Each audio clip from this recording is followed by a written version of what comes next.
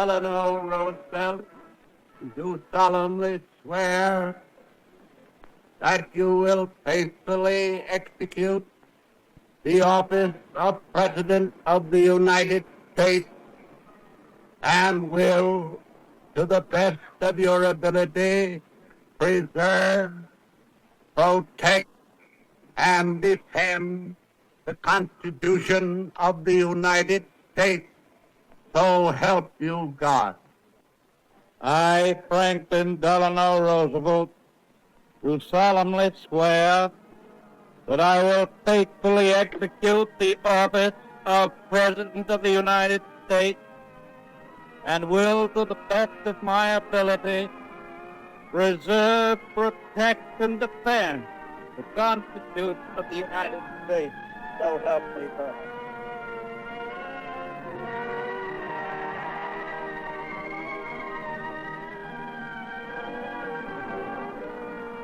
The more desperate the crisis, the greater is the demand for leadership. So it was in 1933 that two powerful forces were ordained and launched on a collision course.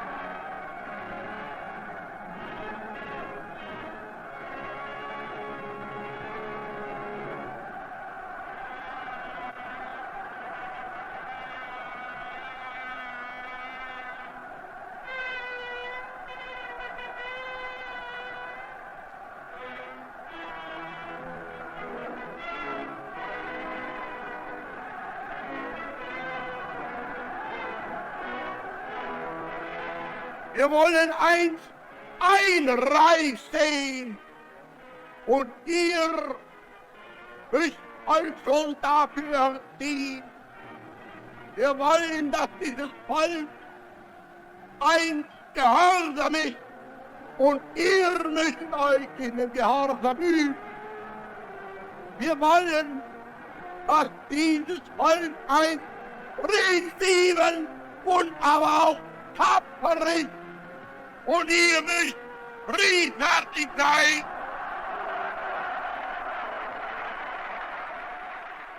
This is a story of two men ascending to power at virtually the same moment in history. Franklin Roosevelt and Adolf Hitler dominated international affairs for a dozen years. And they provide us with a clear view of the many ways in which an individual can have a powerful impact on the course of our lives.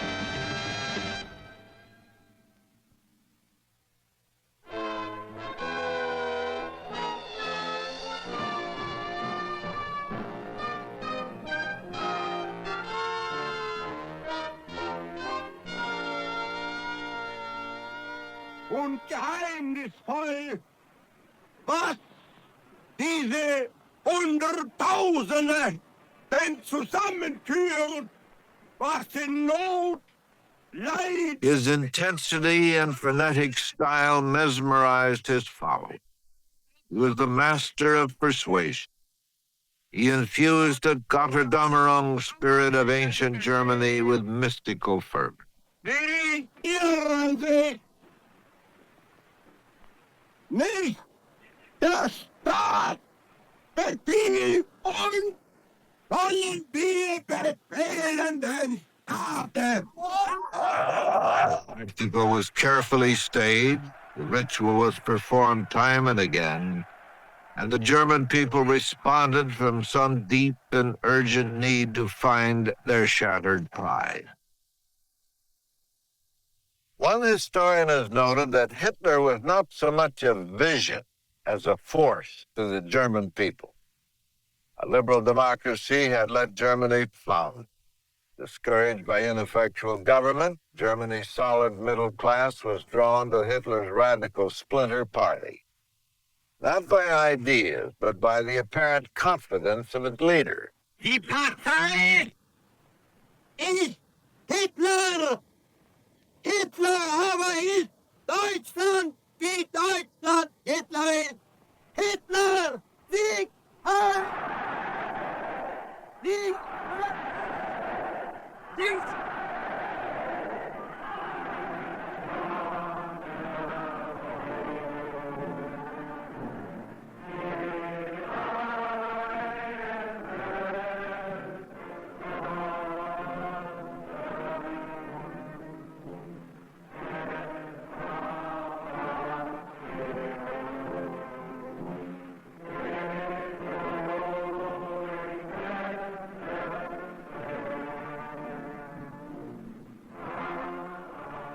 To understand the rise of Adolf Hitler, it is necessary to start in November 1918. The new German Republic had just been proclaimed. The German army was still at the front.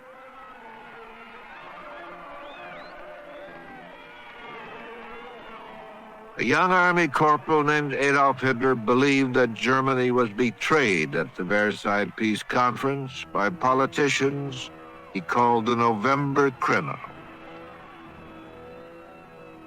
Hitler denounced the treaty as a stab in the back and dismissed it as only a scrap of paper. At the end of the war, German troops were in France and in Belgium, and Germany itself was victorious in the East, having defeated the Russians. It was rather easy to carry through the myth of the stab in the back, because from the point of view of most of the German public, as far as they knew, by virtue of the censorship imposed upon press by the imperial government, Germany was winning the war in the fall of 1918. Still winning, still occupying foreign territory, and there was a certain surface plausibility to the stab in the back, which enabled Hitler to use that and Versailles as a weapon against the Republican rulers of Germany. Hitler watched in disgust in 1919 as communists tried to seize power in Berlin. The Spartacus revolt was supplied with money and weapons from the Soviet embassy. The Bolsheviks believed the time was ripe for a revolution in Germany. The fragile new Weimar Republic was on the verge of collapse.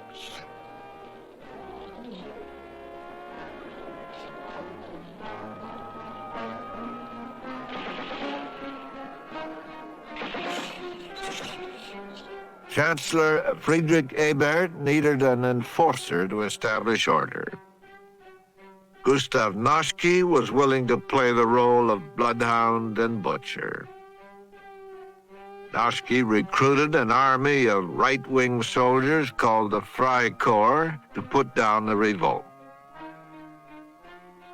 Ebert became Germany's first president. He protested the Allied plans to impose severe peace terms on Germany, but to no avail.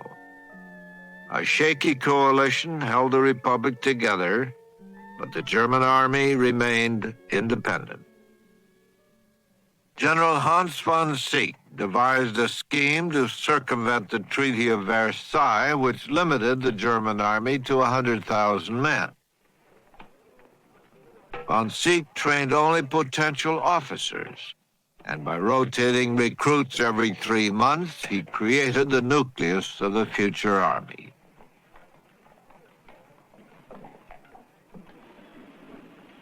France, obsessed by her need for security against a rearmed Germany, sent troops to occupy the industrial Ruhr Basin. The French claimed that Germany had defaulted on reparations payments from the war. The Germans retaliated by refusing to work. The economy collapsed.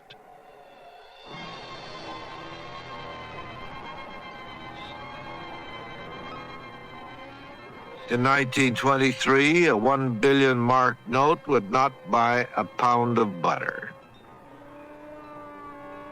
Civil servants, shopkeepers, teachers all lost their savings. They would later turn to Adolf Hitler to lead them out of financial ruin.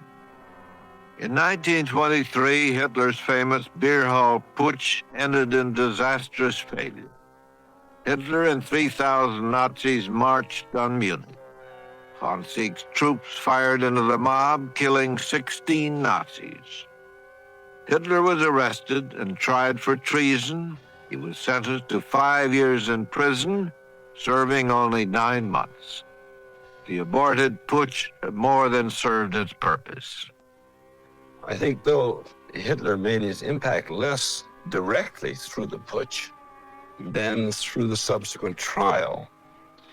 A trial which in early 1924 he very cleverly and cynically used as a forum for his ideas and his personality and for the National Socialist movement which he represented. And even though he was sent off to imprisonment after the trial, he emerged from it also as a national political figure. And I think it was at that point probably that he reached the consciousness of most people. Hitler's outbursts about economic strangulation were momentarily stifled. Chancellor Gustav Stresemann accepted the terms of the American Dawes Plan, which allowed Finance Minister Schock to prop up Germany's economy and flagging spirits.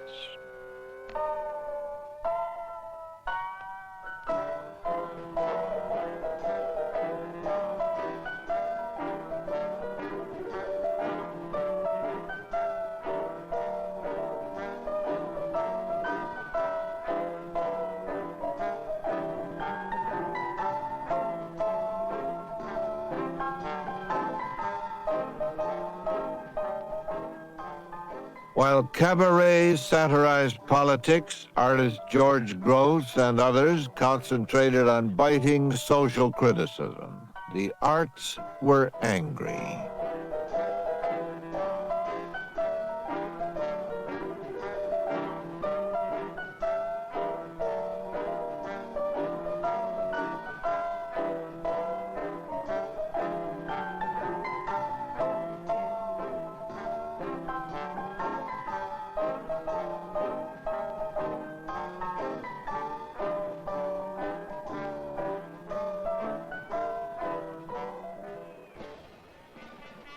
The Weimar Republic struggled on into the 1920s with no cohesive program.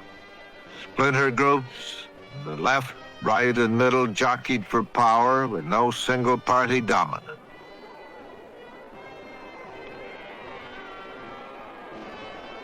All of them lacked one vital ingredient, a dynamic leader.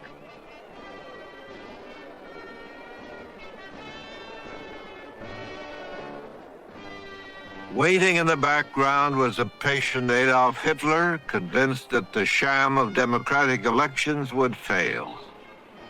Germany made a pretense at democracy, but few politicians understood it. They had never really tried it before. Splinter parties continued fighting each other. In 1928, Hitler and his brown shirts could only manage to win 12 seats in the Reichstag. He knew that it would take more than elections to bring him to power. Then came the crisis he had been waiting for, the World Depression of 1929. Unemployment rose to nearly 5 million.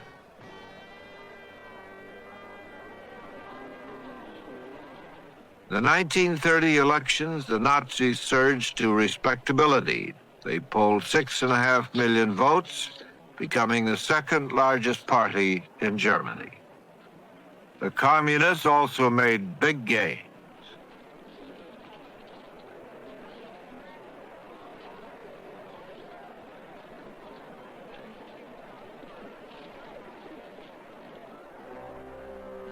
While Hitler was winning the propaganda war, his thugs won the battle of the streets, terrorizing and intimidating opponents. Nazis' main issue was misery and hunger. Hitler promised his followers bread and jobs. After the ballots were counted, the Nazis had jumped from a mere 12 seats in the Reichstag to 107. It was Hitler's moment of triumph.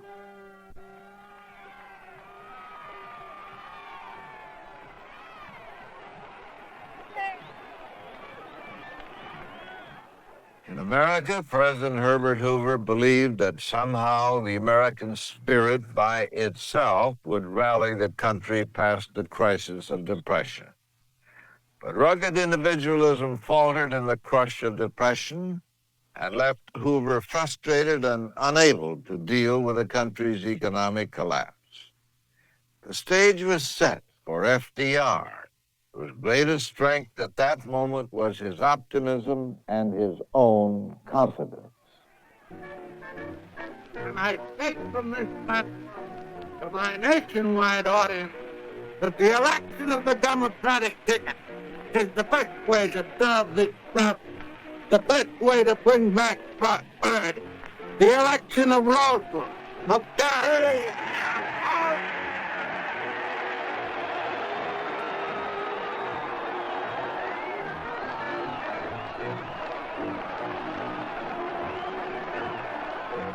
Let us all here assembled constitute ourselves prophets of a new order of confidence and of courage.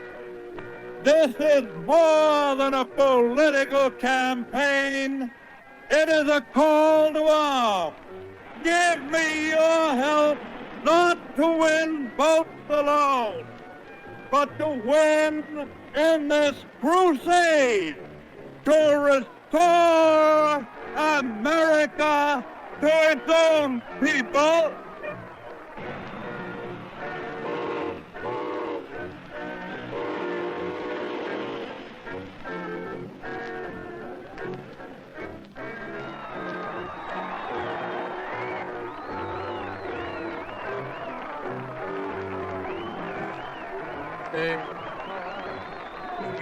Again, lost time, the bottle water, there again. I do not see how, as a matter of practical sense, a government running behind $2 billion annually can consider the anticipation of bonus payments until it has a balanced budget. All the time the world talks about it now. Happy days are here again. Franklin Delano Roosevelt was the tonic that America needed during the Depression. Brimming with confidence, was cheerful and compassionate, he cared about, in his words, the forgotten man at the bottom of the economic pyramid. Groton was his school, privilege his class. His patrician legacy was to help the less fortunate. Groton prepared him for the inevitable next rung on the ladder of success, Harvard University. Young FDR had the credentials to do anything he wanted in life. At Harvard, he became an editor of the Crimson and devoted much of his time to crusades for campus reforms. He had position, wealth, and a sense of duty. In 1907, Vienna was the imperial city of Europe, the crown jewel of the Habsburg Empire. When he was 17 years old, Adolf Hitler left home in Linz, Austria, to pursue a career in art. The prestigious Vienna Academy rejected Hitler, saying he had no aptitude for painting. Vienna's community of Jewish artists and her intellectuals would become Hitler's twin hates. Successful artists like expressionist Egon Schiele, or playwright Max Reinhardt and his theater of spectacle, or the revolutionary composer Arnold Schoenberg, who broke new ground with his dissonant music, or Sigmund Freud, the father of psychoanalysis. He too was Jewish. In Vienna, Hitler was a total outcast and unperson. Vienna left Hitler with a psychic scar. Following Harvard, FDR settled down to the urbane and privileged life. He married a distant cousin, Eleanor. Among their common relatives was Teddy Roosevelt. In the 1912 election, FDR opposed Uncle Teddy, as he was called, to work for Woodrow Wilson. As president, Wilson appointed FDR Assistant Secretary of the Navy.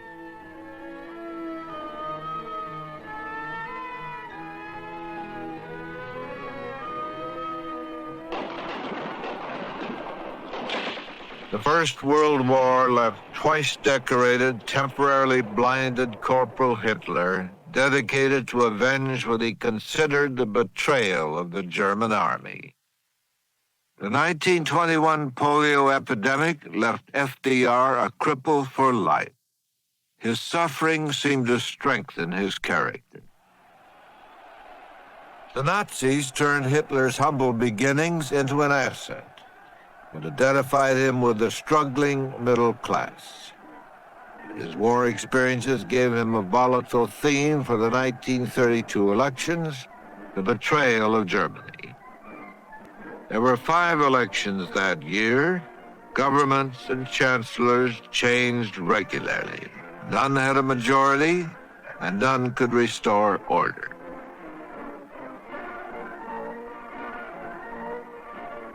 Hitler's brain trust was concerned over serious losses in the November 1932 elections. The excesses of Nazi bullyism had alienated many voters.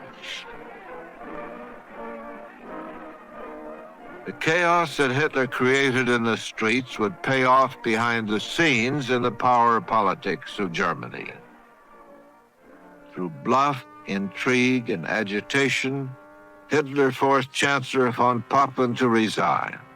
Von Papen struck a deal that would make Hitler Chancellor and von Papen Vice Chancellor in a coalition government. On January 30th, 1933, Hitler became Chancellor of Germany. But he still did not control the Reichstag, Germany's parliament. Then, on February 27, 1933, the Reichstag burst into flames. In less than 1 hour, the inside of the building was gutted. Chancellor Hitler rushed to the scene with Goebbels. Goering, who headed the police, blamed the fire on the communists. In a showcased kangaroo trial, a half-witted Dutchman, Marinus van der Lubbe, confessed that he alone had set the fire and admitted that he was a communist. The Nazis forced President Hindenburg to sign an emergency decree against communist acts of violence endangering the state. It suspended all civil liberties and gave Hitler unlimited police power. Hindenburg, the aging militarist, had conspired with von Papen to name Hitler Chancellor, confident they could control him. They were wrong. In time, Hindenburg would bow to the man he called the Bohemian corporal.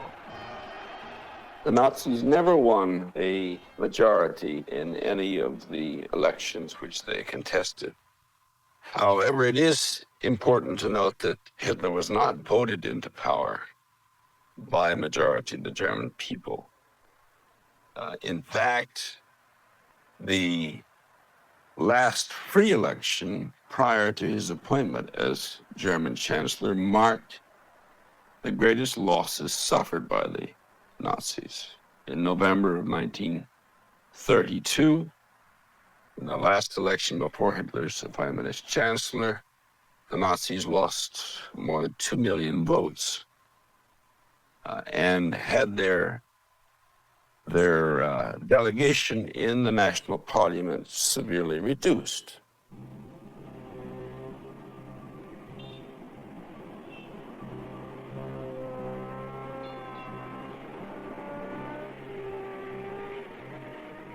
Germany was adorned with swastikas. Elections were 6 days away. Hitler was chancellor, but without a parliamentary majority. By the time the ballots were issued, it was clear the Nazis would not gain control of parliament. Hitler ran unopposed for chancellor, but open voting took place for seats in the Reichstag. The Nazis mustered 288 seats. They failed again to win the majority.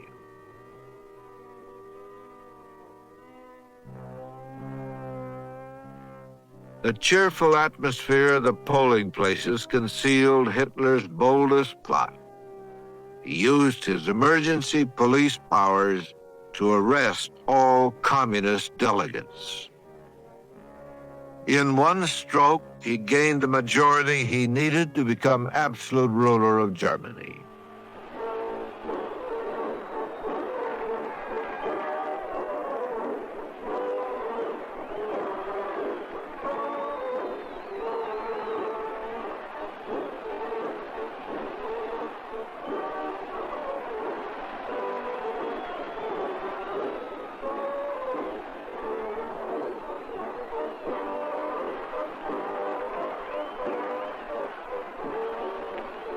Let me assert my firm belief that the only thing we have to fear is fear itself. Nameless, unreasoning, unjustified terror, which paralyzes needed effort to convert retreat into advance. Only a foolish optimist can deny the dark realities of the moment. Values have shrunk to fantastic levels. Our ability to pay has fallen. The withered leaves of industrial enterprise lie on every side, and the savings of many years in thousands of families are gone. More important, a host of unemployed citizens face the grim problem of existence, and an equally great number toil with little return.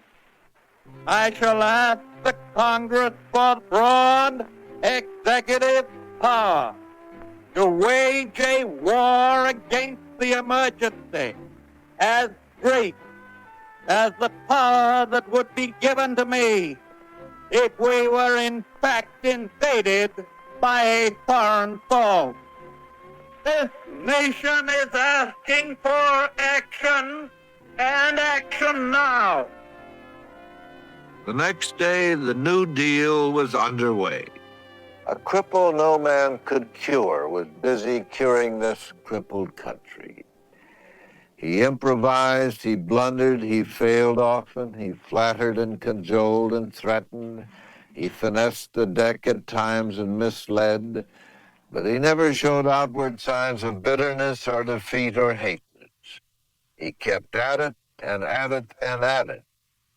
If a half man could do that, most of the rest of the people felt they could do no less.